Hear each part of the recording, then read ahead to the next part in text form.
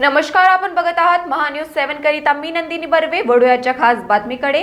Kalmeshwar MIDC औद्योगिक क्षेत्रात सांडपाणी आणि केमिकल युक्त पाण्याचे अनियंत्रित विसर्ग सुरू असून परिसरातील नागरिकांना मोठ्या प्रमाणात आरोग्याच्या त्रासाला सामोरे जावे लागत आहे। दुर्गंधी, दूषित पाणी आणि पर्यावरणाचा ऱ्हास या समस्यांमुळे नागरिकांमध्ये संताप निर्माण झाला आहे। वरोडा ग्रामपंचायतीच्या सरपंच संगीता वासनिक तसेच सामाजिक कार्यकर्ते बिजलाल रघुवंशी यांनी या संदर्भात प्रशासनाला तीव्र धडक दिली असून तत्काळ उपाययोजना न झाल्यास आंदोलनाचा इशारा दिला आहे। बघा ही खास रिपोर्ट।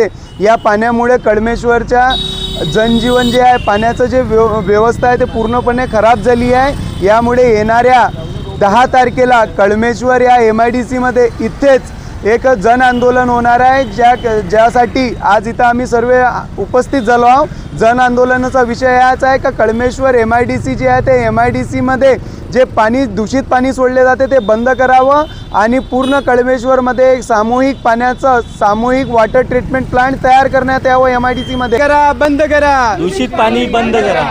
आणि या पाण्यामुळेच विदर्भ प्रीमियर कॉलनीचे जेवढे पण कन्स्ट्रक्शन झालेले आहे ते पण आज जे पळण्याच्या योग्य झालेले आहे। त्याच्यानंतर आकाशनगरमधले पण कन्स्ट्रक्शन झाले आहे, त्यामध्ये पण त्या पाण्याचा समावेश होऊन इतक्या सगळ्या अडचणी निर्माण झाल्या की याकडे आतापर्यंत कोणी लक्ष दिलेलं नाही।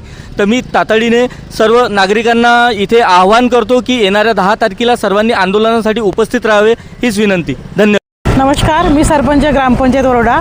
या एमआयडीसीच्या दूषित पाण्यापासून आम्हाला कित्येक वर्ष झाले खूप मोठा त्रास सहन करावा लागत आहे। जेव्हापासून मी या पदावर आलेली आहे 2022 पासून, तेव्हापासून मी सतत प्रयत्न करत आहे की हे एमआयडीसी अंतर्गत येणारा दूषित पाणी प्रवाह बंद झालेला पाहिजे। मी वारंवार प्रदूषण विभागाला, एमआयडीसीला, आपलं जे कळमेश्वरच्या नगर परिषदला, सीओला, बीडीओला अशा प्रत्येक कार्यालयामध्ये मी वारंवार पत्रव्यवहार केलेला आहे, परंतु अजूनपर्यंत त्यावर तोडगा निघालेला नाही आहे आणि हे दूषित पाणी असं सतत वाहनं चालू आहे। त्यामुळे आमच्या गावातील ज्या नदीमध्ये असणाऱ्या मच्छी आहे, जनावरे पाणी पित आहे, ते जनावर दगावत आहे, माणसांना आरोग्याच्या समस्या निर्माण होत आहे। आणि हे पाणी फक्त वरोड्याला नाहीच तर वरोड्या अंतर्गत समोर येणाऱ्या प्रत्येक गावाला, जसे की 10-15 गाव आहे, या 10-15 गावाला या पाण्यामुळे फार मोठ्या प्रमाणात त्रास सहन करावा लागत आहे।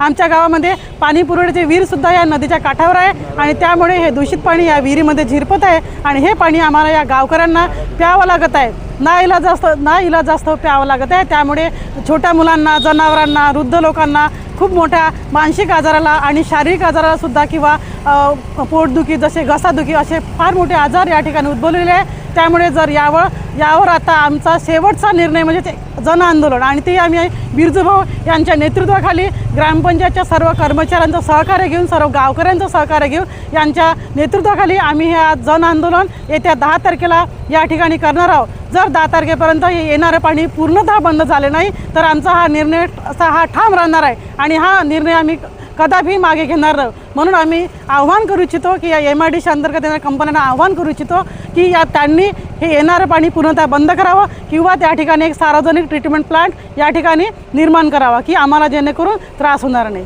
धन्यवाद। बंद करा, दूषित पाणी बंद करा। कळमेश्वरवरून जितेंद्र कोल्हे यांची रिपोर्ट।